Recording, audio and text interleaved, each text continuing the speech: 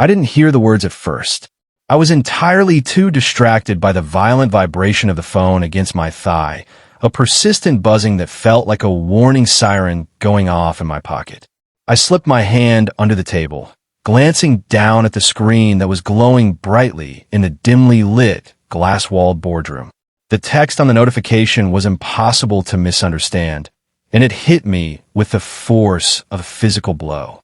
Alert! Primary signatory Liam has been removed from Platinum Joint Holdings. Access revoked. My stomach dropped through the floor, a sensation similar to an elevator cable snapping while you're still inside it. I looked up, blinking to clear my vision, and realized the room had gone dead silent. Jessica, my wife of 7 years and the CEO of this company by virtue of nepotism, was standing at the head of the long glass table. She refused to make eye contact with me. Focusing instead on a stack of papers, she was shuffling nervously. "It's just a restructuring, Liam," she said, her voice terrifyingly steady, though I could hear the slight tremor of guilt underneath. "We need fresh eyes on the financials. Julian will be taking over as CFO, effective immediately."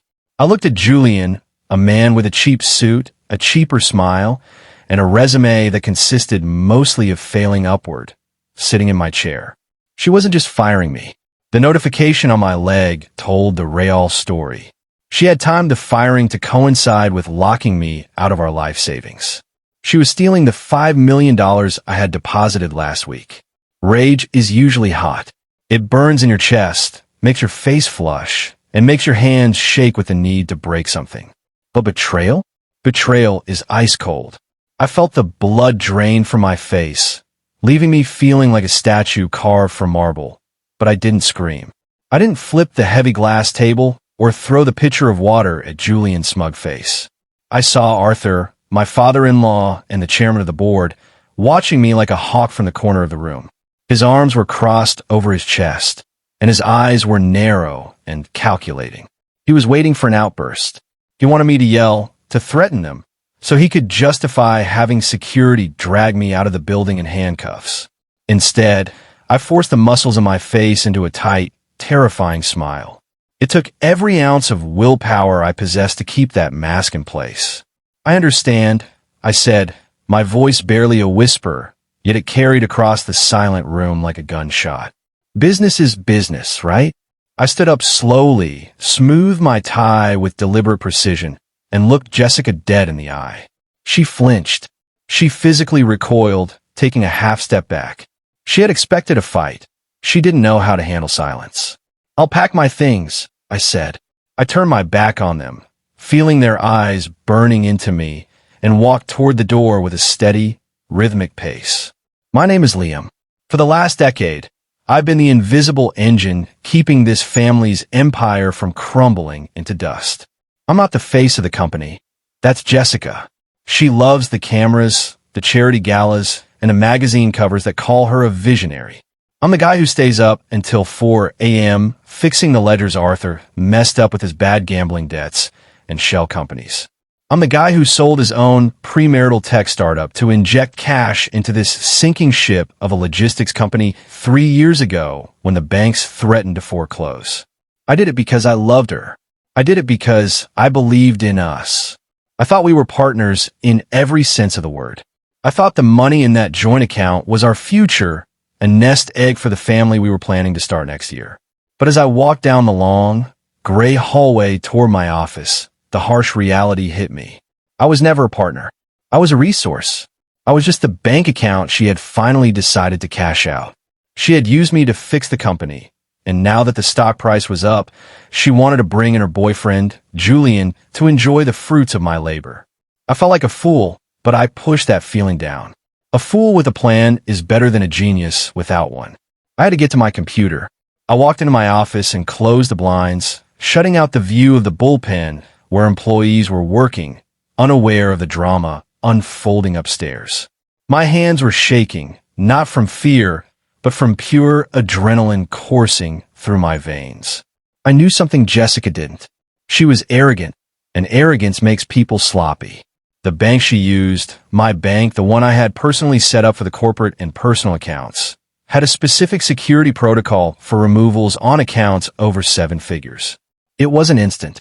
It required a strict 60-minute cooling-off period before the removal was finalized on the back end to prevent fraud or coercion. I glanced at my watch. The notification had come through 15 minutes ago. I had 45 minutes left. That was it. 45 minutes to save my entire life from being erased. I sat down and logged into my laptop. My heart hammered against my ribs like a trapped bird. I typed in my password, my fingers slipping slightly on the keys. The loading circle spun. If the screen turned red, it was over. I would be broke. The circle spun once, twice, and then the dashboard appeared. My access was still green. I let out a breath I didn't know I was holding. I didn't just transfer the money to a savings account. She could freeze. I initiated the Aurora Protocol, a clause I wrote into our asset agreement 5 years ago. The Aurora Protocol was a failsafe. It was a nuclear option I had designed when Arthur first threatened to push me out years ago during a board dispute. It stated that in the event of a hostile removal of signatory, all liquid assets originating from my personal IP sales would automatically revert to my irrevocable private trust. It was legally bulletproof, buried deep in the contracts they had signed but never read. I typed in the routing number for the Aurora Trust. My fingers flew across the keyboard, entering the complex sequence of authorization codes. I entered the amount, $5 million. The entire balance. I hit transfer. The screen hovered on processing for an agonizing 30 seconds. The little wheel spun round and round, mocking me. Outside my glass door, I saw Julian laughing with the HR director, pointing at me. He was probably making a joke about how easy it was to take my job. Laugh while you can, I thought. You have no idea what is happening right under your nose. The screen flashed green. Transfer complete. Balance, $0. I stared at the zero. It was the most beautiful thing I had ever seen. I hadn't stolen a dime. I had simply moved my own money back to where it belonged, seconds before the door slammed shut. Time to go, Liam. Security was at the door 2 minutes later. They didn't knock. They just barged in, their faces set in grim expressions. Julian was with them, looking smug, holding a cardboard box for my things. Hand over the laptop, buddy, Julian sneered, extending a hand. Company property. We can't have you taking any trade secrets or client lists. Standard procedure, you understand. I closed the lid of the silver laptop with a soft click. The transfer logs were cleared, cached only in the cloud where he couldn't reach them without my biometrics. I stood up and handed him the laptop with a polite, almost friendly nod. Of course, I said. It's all yours. Good luck with the Q3 projections, Julian. The pivot tables can be tricky if you don't know the formulas. He rolled his eyes, snatching the computer from my hand. I think I can handle a spreadsheet, old man. Don't worry about us. They marched me out of the building I helped buy, past employees I had hired and mentored who looked away in embarrassment. I kept my head high. I walked out into the harsh afternoon sun, unemployed and technically homeless since the house was in her name, but I was $5 million richer. And the best part? She had absolutely no idea. I checked into a hotel downtown, a place with thick velvet curtains, soundproof walls, and strong drinks. I turned my phone off immediately. I didn't want to hear the moment they found out. I needed her to panic on her own timeline, without my input. I ordered a double scotch, sat by the window, and watched the city lights flicker on as the sun went down. It was a strange feeling, being in the eye of the storm. I knew the hurricane was raging a few miles away at the Platinum Holdings office, but here it was quiet. When I finally turned my phone on 3 hours later, the notifications flooded in like a tidal wave breaking over a seawall. I had 47 missed calls, 40 from Jessica, 7 from Arthur. The voicemails started angry, demanding I pick up and stop being childish. Then they turned frantic. The last one from Jessica was just heavy breathing and a screech that hurt my ear. Where is it, Liam? Where is the money? Pick up the phone. She had finally logged in. She had seen the zero. She had realized that her carefully planned heist had failed spectacularly. I deleted the voicemails without saving them. I finished my scotch, feeling the warmth spread through my chest. I slept better that night than I had in years. I called her back the next morning at 9 a.m. sharp. I kept my voice calm, almost bored, as if I were calling to order a pizza or cancel a subscription. Is there an emergency, Jessica? I'm trying to update my resume, and I really don't have time for drama. Don't play dumb, she screamed into the receiver. I could hear the panic in her voice. It was raw, terrified, and satisfying. The account is empty. It says zero. What did you do? That's theft, Liam. That is theft. I will have you arrested. I didn't do anything. I lied smoothly. You removed me, remember? I got the notification yesterday afternoon. I can't touch that account anymore. Maybe it's a banking error? Or maybe I paused for effect, letting the silence hang. Maybe Julian messed something up? He is new to the system, after all, and the interface could be confusing for beginners. There was a silence on the other end. I knew I had planted a seed of doubt. Julian was incompetent, and she knew it. Fix it, she yelled, but with less conviction. I can't fix what I don't have access to, Jess. You fired me, remember? Good luck. I hung up before she could answer. I imagined her staring at the phone, wondering if the man she was sleeping with had just cost her $5 million. I knew Jessica better than anyone. She wouldn't admit the money was gone immediately. She was too proud, too concerned with her image. She had a massive rebranding gala coming up in 3 days to announce the new management and the fresh direction of the company. She needed to look successful to the shareholders and the press. She couldn't look broke. I watched her credit monitoring alerts, which I still had access to because I paid the bills on the family plan. She started charging everything to the corporate American Express. She was booking the Ritz-Carlton Ballroom, the most expensive venue in the city. She ordered $50,000 in exotic flowers imported from Holland. She hired a celebrity DJ and a 5-star catering team. She was assuming the $5 million would cover the float at the end of the month when the credit card bill came due. She was digging a grave with a diamond shovel. Every swipe of that card was another nail in her coffin. She thought she could bluff her way through the week, intimidate me into returning the cash, and pay off the debt before anyone noticed. She was wrong. I wasn't going to save her this time. I was going to let her spend every penny she didn't have. I met with Vince later that afternoon. Vince was a shark of a divorce attorney who hated Arthur personally because of a bad golf course deal years ago.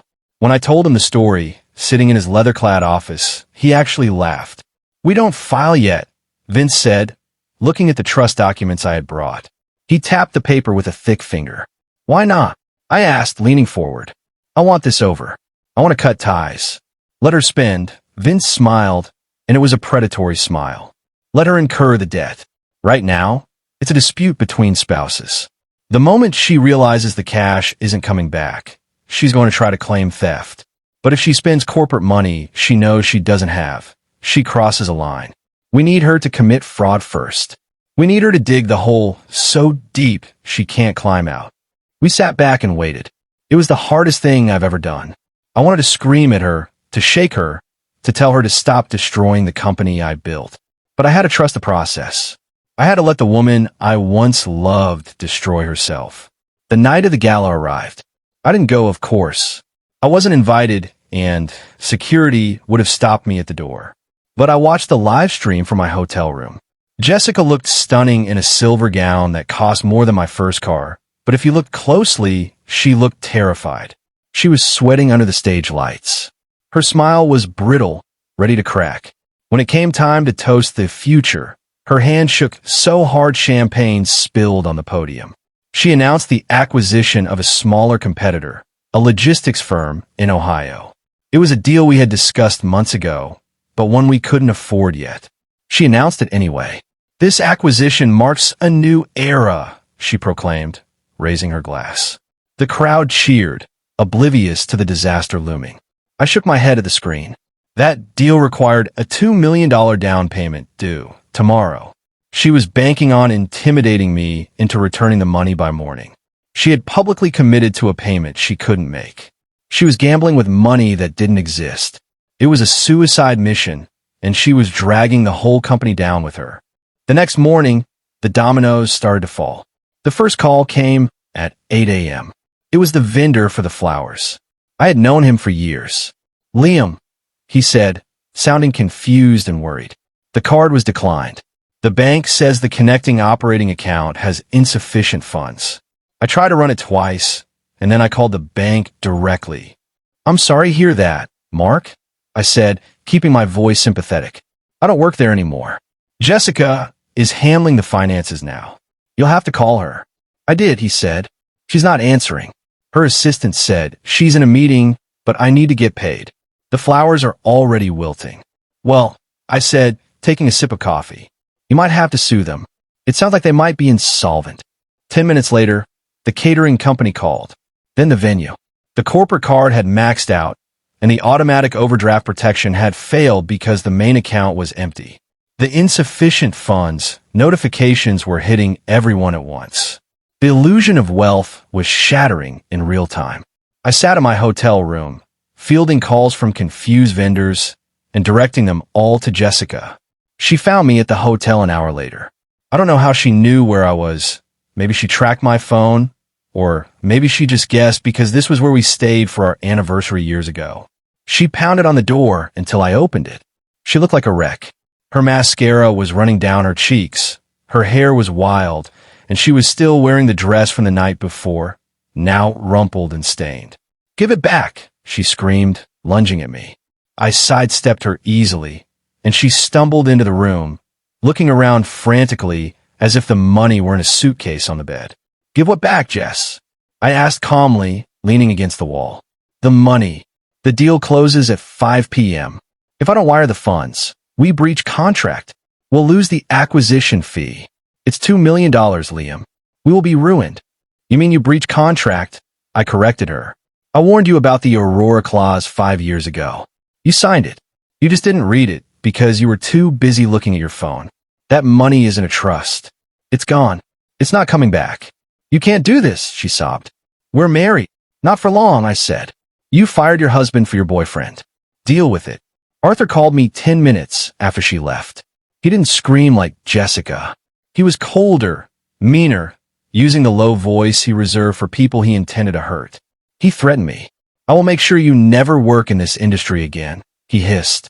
"I will bury you in lawsuits, so deep you'll need a snorkel to breathe. I know people, Liam. I will destroy your reputation. I will make you a pariah." "Go ahead, Arthur," I said, leaning back on the hotel bed and staring at the ceiling. "Sue me, please. But remember, if you sue me, Discovery opens up the company books. Everything becomes public record. Do you really want the IRS looking at the consulting fees you pay yourself in the Caymans? Do you want them to see the gambling debts you paid with company funds in 2019? I have the receipts, Arthur." There was a long silence on the line. All I heard was his heavy breathing. He knew I knew where the bodies were buried, because I was the one who had helped him bury them to save the family name. "You wouldn't," he whispered. "Try me," I said. "Push me one more inch, Arthur, and I will burn it all down." The line went dead.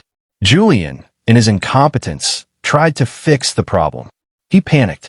I got an alert from my old admin credentials, which they still hadn't revoked because Julian didn't know how the IT system worked.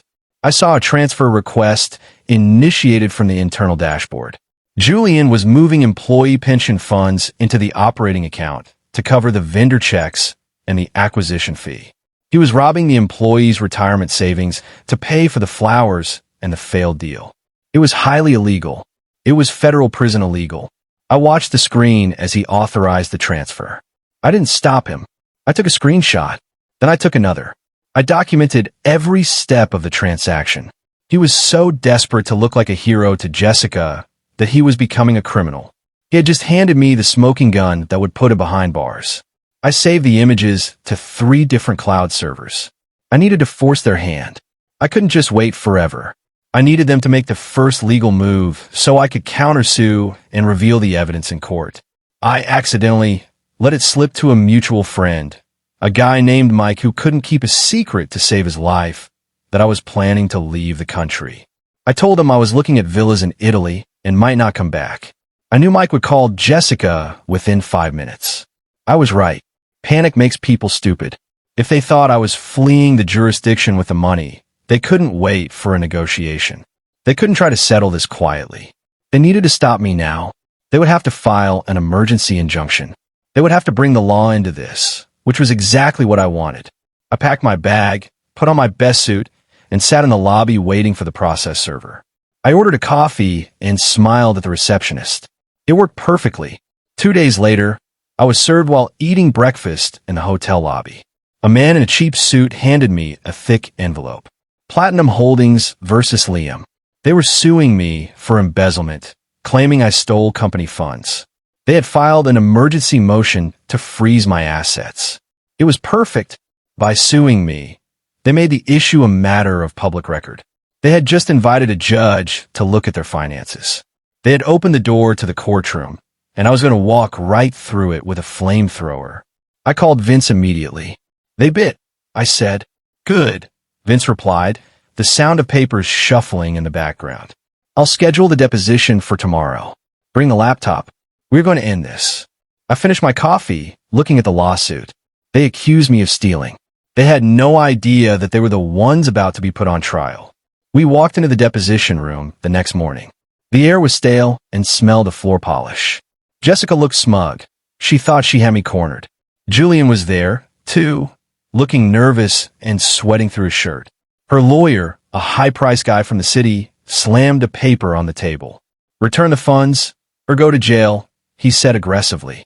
We have proof you transferred the money. Vince, my lawyer, didn't even blink. He calmly slid a single document across the table. It wasn't a bank statement. It was a patent registration. We aren't here about the money, Vince said softly. We're here about the software. The code running your entire logistics platform. The routing algorithm that saves you 20% on fuel. Liam wrote that before he met you. It's his intellectual property. It's in the trust. Jessica frowned, picking up the paper. So, he worked for us. The license was conditional, Vince explained. It was granted to the company as long as Liam was employed.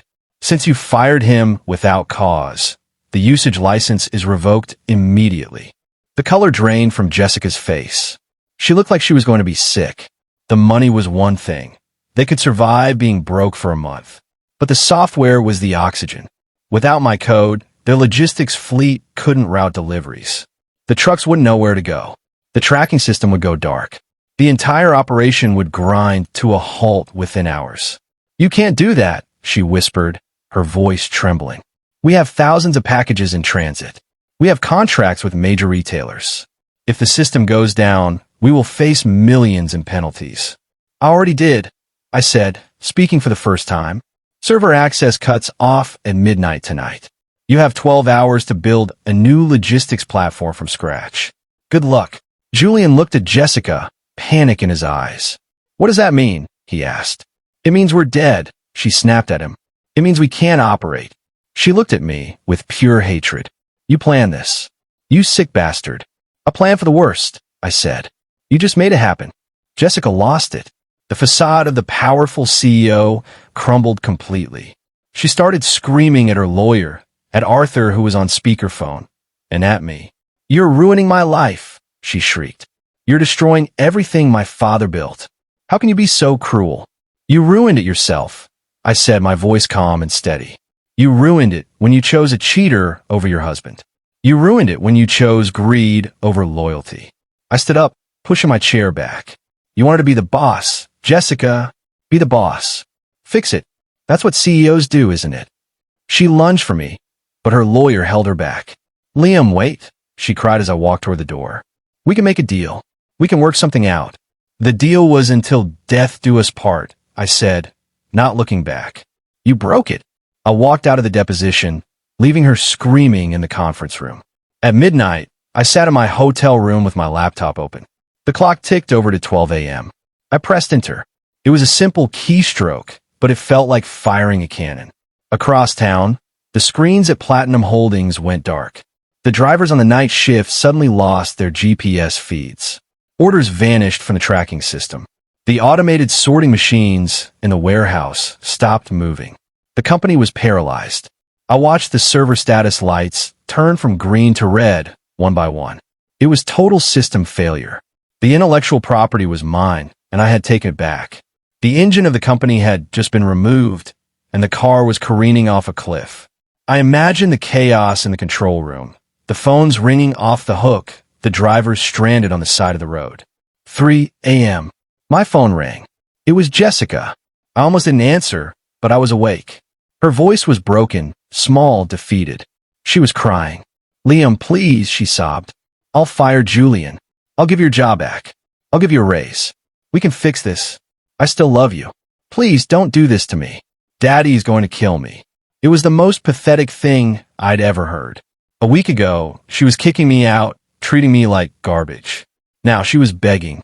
"You don't love me, Jess," I said into the darkness. "You love the safety I provided. You love the money I made you. And frankly, I don't negotiate with terrorists." "Please," she whispered. "I have nothing. The drivers are quitting. The clients are canceling. You have Julian," I said. "Have him write you some code. He's the new CFO, right?" I hung up and turned off the phone. I wasn't going to let her manipulate me again. Desperate, they tried one last dirty trick. In an emergency court hearing the next day, Julian produced a document claiming I had assigned the IP rights to the company 3 years ago. He waved it in front of the judge, looking triumphant. It looked authentic. It had my signature. My heart stopped for a second. Had I signed something I forgot? The judge looked at me sternly. "Mr. Liam, this document seems to contradict your claims. If this is valid, your actions last night were criminal." I asked to see it. I looked at the date next to the signature. I almost laughed out loud. "Your Honor," I said, standing up. "That document is dated February 29th, 2021. The courtroom went silent. The judge squinted at the paper. 2021 wasn't a leap year, I said. There was no February 29th in 2021. Julian had forged it using a template he found online and had messed up the date. He was so lazy he hadn't even checked the calendar. The silence in the room was deafening. The judge was furious.